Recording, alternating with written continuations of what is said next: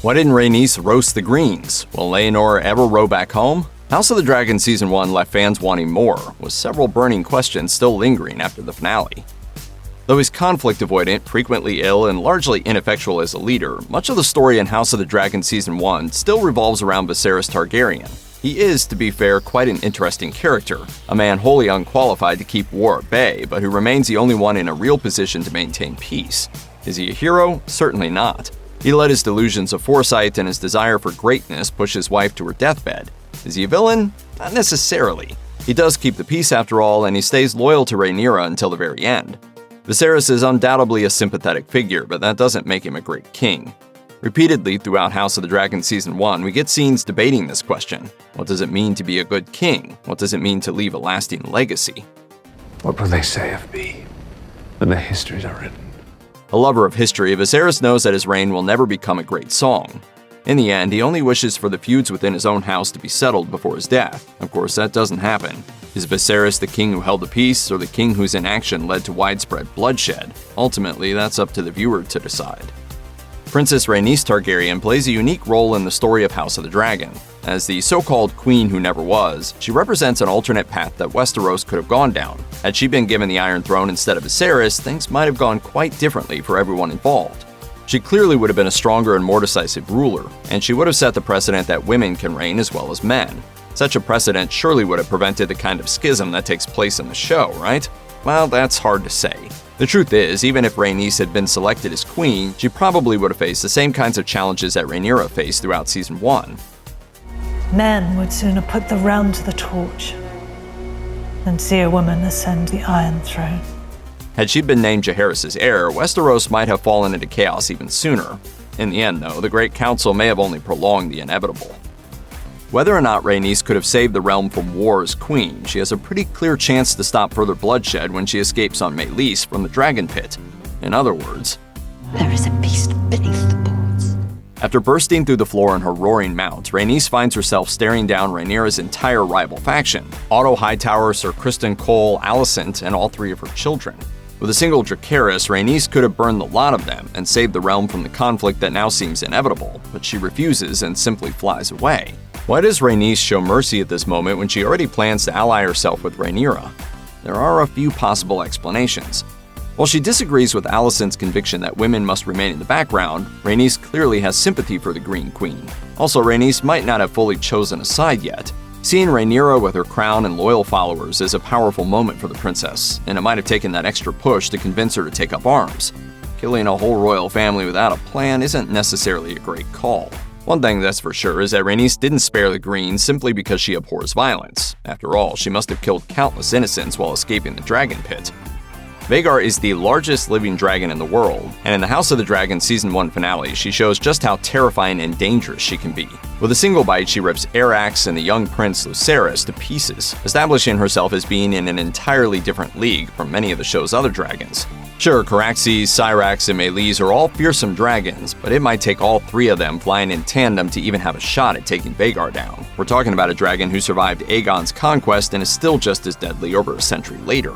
Fortunately for the Blacks, Daemon is already hard at work recruiting the remaining riderless dragons to their cause, beginning with the next largest beast after Vhagar. Dragonstone has 13 to their 4. I also have a score of eggs incubating in the Dragon Mound. During the final episode of House of the Dragon Season 1, Daemon Targaryen journeys deep into the Dragon Mount, the volcano of Dragonstone, in search of a new ally. Knowing that the coming war between the Blacks and the Greens will likely come down to the respective dragons, he aims to recruit the riderless dragons who nest on the island to his cause. We see him approaching the lair of the old dragon Vermithor while singing a Valyrian tune, and the dragon seems to respond quite positively to it, belching fire throughout the cavern but leaving Daemon unburnt. Establishing contact with Vermithor is great for the Blacks, especially since the creature is one of the only dragons who might be able to challenge Vhagar. However, there's one big question that no one knows the answer to yet: who will ride him? The only person in Rhaenyra's faction with Targaryen blood and no dragon is Daemon's young daughter Rhaena, who could be a suitable match. However, it's also possible that a non-Targaryen could claim Vermithor. Rhaenyra's relationship with her uncle Daemon is complicated, to say the absolute least, though she's repeatedly shown pursuing him throughout her life. And though incestuous relationships are clearly not that taboo in the world of the show, it's still hard not to see their early dynamic as deeply problematic. At best, she chooses to be with a man who killed his first wife in order to advance his own station. At worst, she was groomed from childhood to love a deeply dangerous and treacherous person. Rhaenyra is too smart not to understand the kind of person Daemon is, a person whose only real interest is in his gaining more power. However, she seems to believe that for some reason, she's the one person who's impervious to his dark side. She's different from Mysaria and Lady Rhea Royce, from her own father, who Daemon constantly fought with. For whatever reason, be it ego or blindness caused by love, she seems to think he's a weapon that could never be turned against her. In the Season 1 finale, however, we see that this isn't true. Daemon shows a viciousness toward Rhaenyra when she starts to question his warmongering, and though he eventually defers to her authority, it's clear that he has his own intentions. Can Rhaenyra really trust him to have her back when things start to heat up? Dreams didn't make us kings. Dragons did. One of the larger mysteries in House of the Dragon Season 1 is what becomes of Laenor Velaryon. Rhaenyra Targaryen's first husband is believed by most of the realm to be dead after his fight with his lover Qarl, but that's far from the truth. In reality, Laenor faked his death, shaved his unmistakable Valyrian locks, and set off for parts unknown with Qarl and a boatload of money courtesy of Daemon and Rhaenyra. The implication is that the two Targaryens never intended to kill Laenor, as faking his death serves multiple purposes. It allows him to set off on a life of adventure with his real love. It allows Rhaenyra and Daemon to marry, and it makes the realm fear Rhaenyra a bit more via the rumor that she had her husband murdered. That's all confusing enough, and it doesn't even touch on the matter of where Laenor might be. In all likelihood, he's partying it up with Qarl in some far-flung corner of the Free Cities. But what if something happens? What if he and Qarl break up and the Good Knight decides to reveal the truth to the world? It's possible that the former prince is out of the story for good, but he could return under a number of circumstances.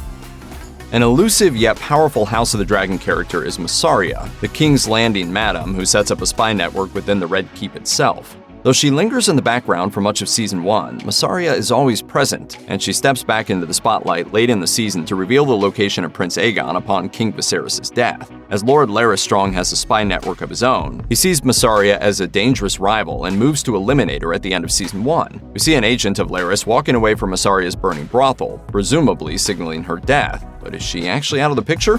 Surely someone with so much power in King's Landing can't be relegated to an off-screen death. Mysaria has a whole system of agents and loyalists, and it's likely that she would have known about Lord Larys' attack ahead of time.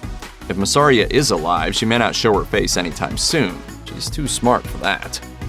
Alicent Hightower is a curious case. At times both a tragic character and a vile villain, she stands opposite Rhaenyra at nearly every turn. While it's easy to condemn her for following her father's power-hungry schemes and defending her sons during their many egregious crimes, Alicent isn't such a simple character. From the time she was a child, her father pushed her into intimacy with King Viserys, knowing full well that she might become his queen. Alicent hardly had a say in this decision, and once she starts bearing the king's children, her sense of duty to her family prevents her from even considering escape. With her own son Aemon now the murderer of Rhaenyra's son Viserys, it seems unlikely that olive branches will ever be extended.